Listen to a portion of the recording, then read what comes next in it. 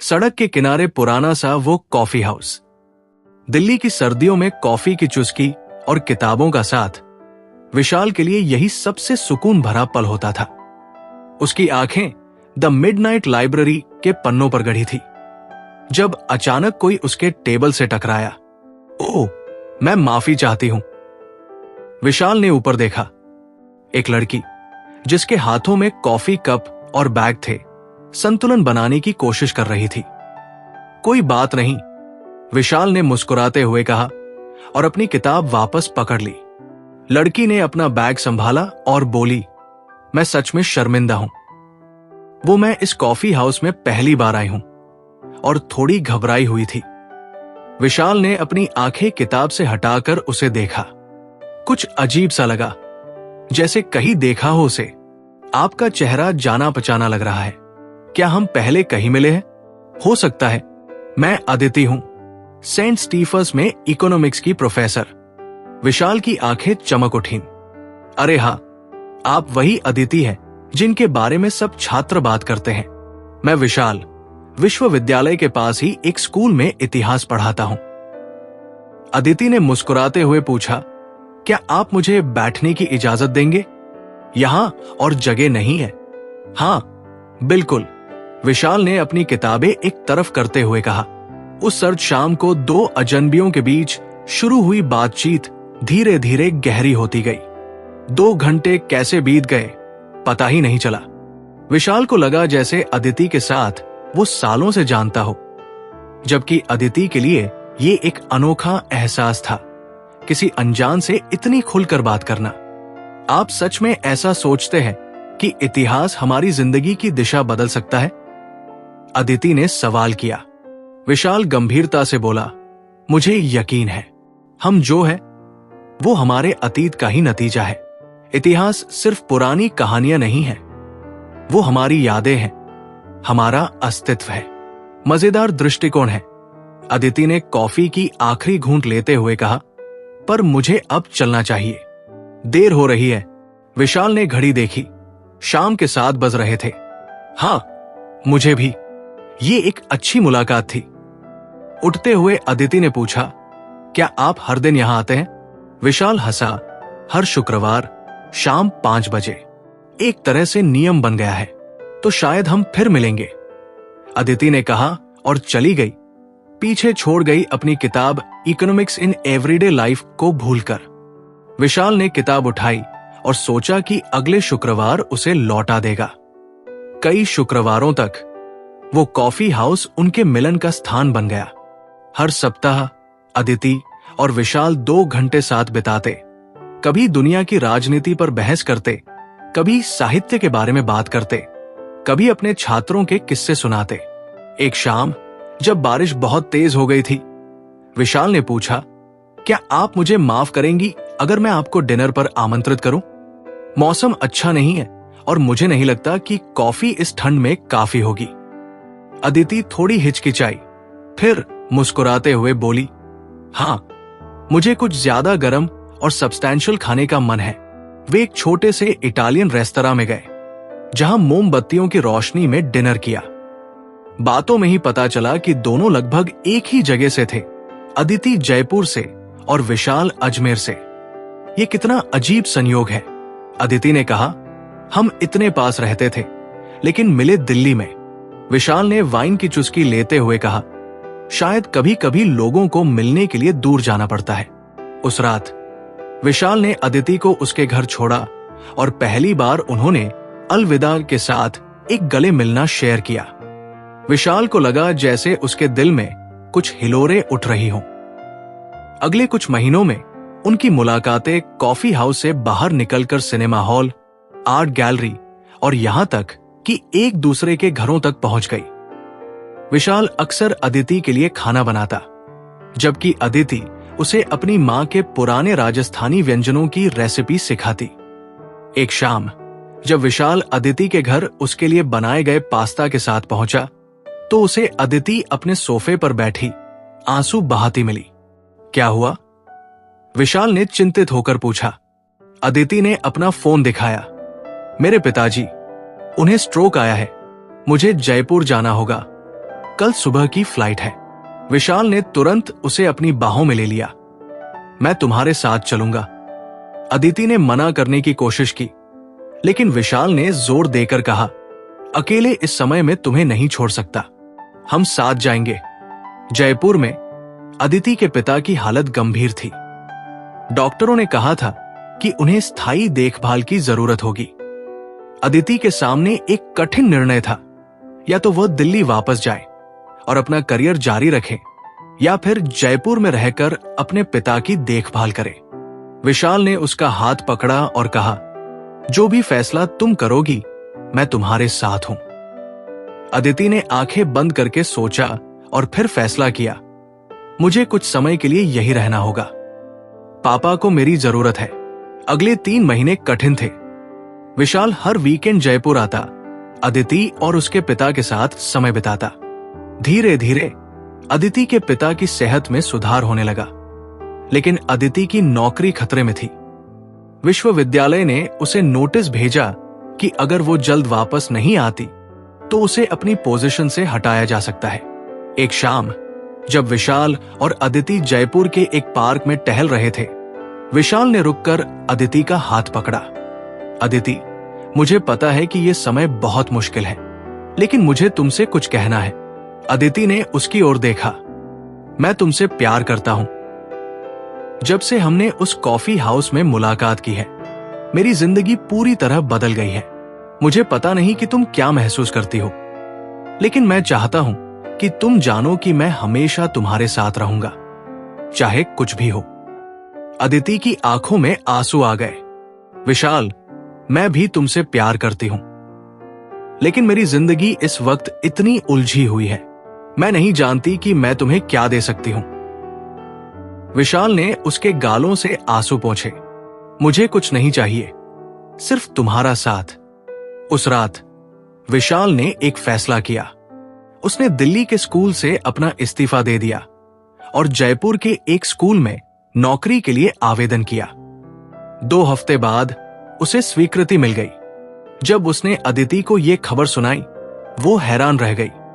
तुमने अपनी नौकरी छोड़ दी? मेरे लिए? विशाल, यह बहुत बड़ा कदम है। विशाल ने मुस्कुराकर कहा, मैंने तुम्हारे लिए नहीं, हमारे लिए किया है। जयपुर में भी अच्छे स्कूल है और तुम्हारे पिता को भी मदद की जरूरत है। अदिति उसके गले लग गई। उसकी आंखों में कृतज्ञता और प्यार के आंसू थे। 6 महीने बाद अदिति और विशाल ने एक छोटे से समारोह में शादी कर ली। उनका घर अदिति के पिता के घर के पास ही था, ताकि वे उनकी देखभाल कर सकें। अदिति ने जयपुर विश्वविद्यालय में एक पार्ट टाइम पोजीशन स्वीकार की, जबकि विशाल अपने नए स्कूल में खुश था। उनकी जिंदगी सुखद थी। एक सामान्य दंपति की तरह सुबह काम पर जाना, शाम को साथ में डिनर, वीकेंड पर फिल्में देखना या दोस्तों से मिलना। लेकिन धीरे धीरे विशाल ने कुछ बदलाव महसूस किए। अदिति अक्सर चीजें भूलने लगी, कभी चाबियां, कभी मीटिंग्स, कभी उनकी एनिवर्सरी। शुरू में विशाल ने इसे तनाव का परिणाम माना, लेकिन जब एक दिन अदिति रास्ते में खो गई और घर का रास्ता नहीं ढूंढ पाई, तो उसे चिंता हुई। हमें डॉक्टर के पास जाना चाहिए, विशाल ने जोर दिया। अदिति ने इनकार किया। मैं ठीक हूं, बस थकी हुई हूं। लेकिन जब अदिति ने एक दिन विशाल को पहचानने में संघर्ष किया, तो वो डर गया। वो उसे तुरंत अस्पताल ले गया। कई टेस्ट और स्कैन के बाद डॉक्टर ने एक दुखद खबर दी। अदिति को अल्जाइमर की शुरुआती अवस्था थी, जो आमतौर पर बुजुर्ग लोगों को होती है, लेकिन कभी कभी युवा लोगों को भी हो सकती है। ये कैसे हो सकता है? विशाल ने डॉक्टर से पूछा। उसकी आवाज कांप रही थी। वो अभी सिर्फ 35 साल की है। डॉक्टर ने समझाया कि अल्जाइमर को अर्ली ऑनसेट भी हो सकता है, विशेष रूप से कुछ जीन वाले लोगों में। अदिति की मां को भी यही बीमारी थी, जिसके कारण उनकी मृत्यु हुई थी। विशाल सुन्न रह गया। वो कुर्सी पर बैठ गया। उसके हाथ कांप रहे थे। अदिति ने उसका हाथ पकड़ा। हम इससे लड़ेंगे विशाल, मैं अभी यही हूं। लेकिन विशाल जानता था कि ये एक ऐसी लड़ाई थी जिसे वे जीत नहीं सकते थे। अगले 2 साल विशाल ने अदिति की हर संभव मदद की। उन्होंने डॉक्टरों से परामर्श किया, दवाई ली, अल्जाइमर के लिए विशेष व्यायाम और गतिविधियां की। विशाल ने अपनी नौकरी छोड़ दी और पूरी तरह से अदिति की देखभाल में लग गया। उन्होंने एक डायरी बनाई जिसमें उनकी यादें, फोटो और कहानियां थी। हर दिन वो अदिति को उनकी प्रेम कहानी सुनाता, कैसे वे मिले थे, कैसे उन्होंने एक दूसरे से प्यार किया था, कैसे उन्होंने एक साथ कठिनाइयों का सामना किया था। कभी कभी अदिति उसे याद करती, कभी नहीं। कुछ दिन वो पूरी तरह से सामान्य होती, उनके पुराने दिनों की बातें करती, हंसती और मुस्कुराती। दूसरे दिन वो विशाल को एक अजनबी की तरह देखती। एक ऐसे ही दिन जब अदिति ने विशाल को पहचाना नहीं, उसने पूछा, आप कौन हैं? क्या आप डॉक्टर हैं? विशाल का दिल टूट गया, लेकिन उसने मुस्कुराया, नहीं, मैं विशाल हूं, तुम्हारा पति। अदिति ने संदेह से उसे देखा। मेरा पति? मुझे याद नहीं। विशाल ने अपनी डायरी निकाली और उसे दिखाने लगा। देखो, ये हम दोनों की तस्वीर है, उस कॉफी हाउस में जहां हम मिले थे, और ये हमारी शादी का दिन है। अदिति ने तस्वीरें देखी। उसकी आंखों में एक अजीब सी चमक थी। ये सच है? हम वाकई में? हां, विशाल ने उसका हाथ पकड़ते हुए कहा। हम पिछले 5 साल से साथ हैं। अदिति ने आंखें बंद की, जैसे कुछ याद करने की कोशिश कर रही हो। फिर अचानक उसकी आंखें खुली। विशाल, मुझे याद आया, वो कॉफी हाउस, तुम्हारी किताब द मिडनाइट लाइब्रेरी। विशाल की आंखों में खुशी के आंसू आ गए। ये उन क्षणों में से एक था जब अदिति वापस आती थी। लेकिन ऐसे क्षण हर दिन कम होते जा रहे थे। 5 साल बाद अदिति की स्थिति बहुत खराब हो चुकी थी। वो अब विशाल को पहचानती नहीं थी, बोल नहीं पाती थी और अपने आसपास की दुनिया से कट चुकी थी। डॉक्टरों ने कहा था कि अब उसे 24 घंटे देखभाल की जरूरत है। विशाल ने एक नर्स रखी थी, लेकिन अधिकतर समय वो खुद ही अदिति के साथ रहता था। वो उसे खाना खिलाता, नहलाता, उसके बाल बनाता और हर रात उसे कहानियां सुनाता। एक शाम जब सूरज डूब रहा था, विशाल अदिति को बालकनी में ले गया। उसने अदिति के कंधों पर एक शॉल रखा और उसके बगल में बैठ गया। आज एक खूबसूरत शाम है ना अदिति? उसने कहा, जानते हुए भी कि उसे जवाब नहीं मिलेगा। अदिति ने सिर्फ सूरज की ओर देखा। उसकी आंखों में कोई भाव नहीं था। विशाल ने उसका हाथ पकड़ा और धीरे से बोला, याद है हमने कैसे इस बालकनी में बैठकर रातों रात बातें की थी? तुम मुझे राजस्थान की पुरानी कहानियां सुनाती थी और मैं तुम्हें दिल्ली के इतिहास के बारे में बताता था। अदिति ने सिर्फ सूरज को देखना जारी रखा। विशाल की आंखों में आंसू आ गए। मैं तुम्हें बहुत याद करता हूं अदिति, बहुत ज्यादा। अचानक अदिति ने अपना हाथ हिलाया और विशाल का हाथ पकड़ लिया। विशाल ने हैरानी से देखा। अदिति अभी भी सूरज को देख रही थी, लेकिन उसकी आंखों में अब कुछ था, एक चमक, एक पहचान की झलक। विशाल ने उसे अपने करीब खींचा और उसके सिर पर एक चुंबन दिया। मैं हमेशा तुम्हारे साथ रहूंगा प्रिय, हमेशा। उस रात जब विशाल अदिति के लिए डायरी से पढ़ रहा था, उसने देखा कि अदिति सो चुकी थी। उसने किताब बंद की और बत्ती बुझाने लगा। तभी अदिति की आवाज आई, धीमी, टूटी हुई, लेकिन स्पष्ट, विशाल। विशाल ने हैरानी से उसकी ओर देखा। अदिति की आंखें अभी भी बंद थी, लेकिन उसके होठों पर एक हल्की सी मुस्कान थी। मैं यहां हूं अदिति, विशाल ने कांपते हुए कहा। अदिति ने धीरे से अपनी आंखें खोली। मैं तुम्हें जानती हूं। विशाल का दिल धड़कने लगा। कई महीनों बाद अदिति ने उसे पहचाना था। हां, मैं विशाल हूं, तुम्हारा पति। अदिति की आंखें फिर बंद होने लगी। मैं तुमसे प्यार करती हूं, हमेशा करती रहूंगी। और फिर वो सो गई। विशाल ने रात भर उसके बगल में बैठकर उसका हाथ पकड़े रखा। ये सोचते हुए कि शायद अदिति वापस आ रही है।